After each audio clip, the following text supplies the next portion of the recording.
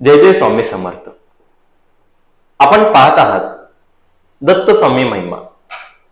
स्वामी महाराजांच्या अद्भुत लीलांचा, भक्तांच्या अनुभवांचा आणि आध्यात्मिक मार्गदर्शनाचा एक पवित्र संगम.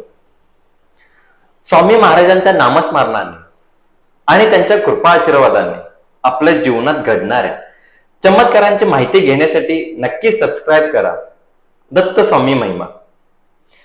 स्वामींच्या चरणी हीच प्रार्थना. अनंत कोटी ब्रह्मांड नायक श्री स्वामी समर्थ. जय जय स्वामी समर्थ. आज आपण जाणून घेणार आहोत की श्री स्वामी समर्थ महाराजांना पुरणपोळीचाच नैवेद्य का दाखवतात. यामागचं एक सुंदर आध्यात्मिक रहस्य.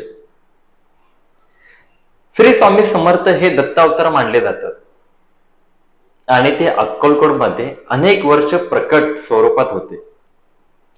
त्यांची जीवनशैली अतिशय साधी पण अद्भुत होती. त्यांना रोज भक्त विविध नैवेद्य दाखवायचे, पण एक नैवेद्य त्यांनी कायम पसंत केला, तो म्हणजे पुरणपोळी. म्हणूनच आजही त्यांच्या मंदिरांमध्ये पुरणपोळीचाच नैवेद्य ठेवण्याची परंपरा आहे. यामागे काही खास कारण आहेत. स्वामी महाराजांनी स्वतः सांगितलं होतं की गोड नैवेद्य मनाला प्रसन्न करतो आणि भक्तीचा भाव वाढवतो. पुरणपोळी ही प्रेमाने, शुद्धतेने आणि भक्तिभावाने बनवली जाते. हे स्वामींना आवडायचं. स्वामी महाराज म्हणायचे, मी तुझं प्रेम पाहतो, अन्न नव्हे. पण पुरणपोळी हा असा पदार्थ आहे जो बहुतेक वेळा भक्त स्वतः घरी तयार करून आणतात. त्यात त्यांचा वेळ, श्रम आणि भावना गुंतलेली असते. हीच खरी नैवेद्याची शक्ती आहे. दत्तात्रय आणि त्यांच्या अवतारांना गोड अन्नाचा नैवेद्य अर्पण करण्याची परंपरा खूप जुनी आहे.